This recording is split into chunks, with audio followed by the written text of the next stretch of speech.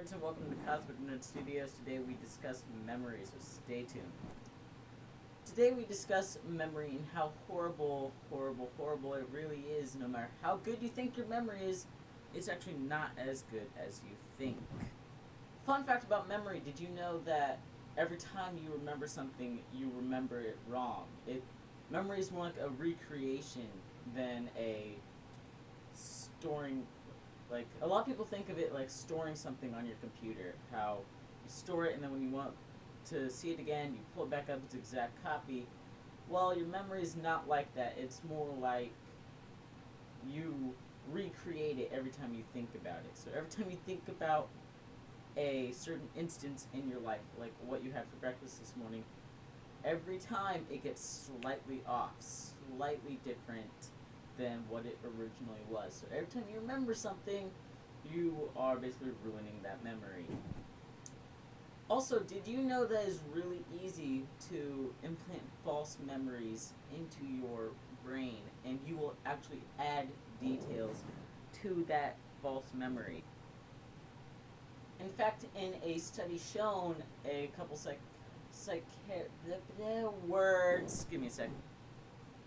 Basically, in a study shown, people were basically told they were part of an experiment involving childhood memories, and they were given 4 different stories, one of which was false, and they would basically say, hey, your parents told us about the one time you were lost in a mall at so-and-so time at so-and-so place, and you were found by this old Chinese couple, and you couldn't understand them, and it was all weird and stuff.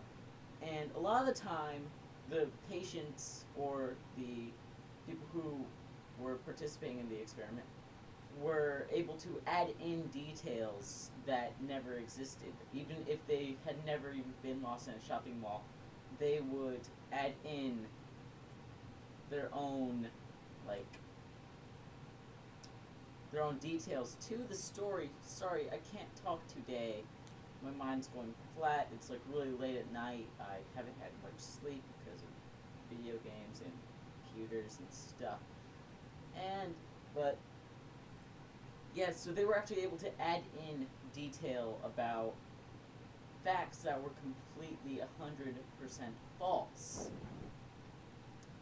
And not just that, sometimes your memory doesn't complete, or your mind itself doesn't completely process information completely. Like, have you ever done one of those spot the difference between different pictures? Well, have you? Well, have you ever been able to spot every single difference in every single photo?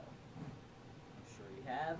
But for some, there are slightly different cases. And the amazing show called Brain Games, in the show Brain Games, they were able to play a slideshow of spot the difference in 2 different ways. In one way, they did not have any blanks or transitions. It would go there, and then 1 second it would be there, the next second another image would appear, and it'd be much harder. Your brain would not comprehend most of the things that have disappeared, yet sometimes you would get a little bit of what was different.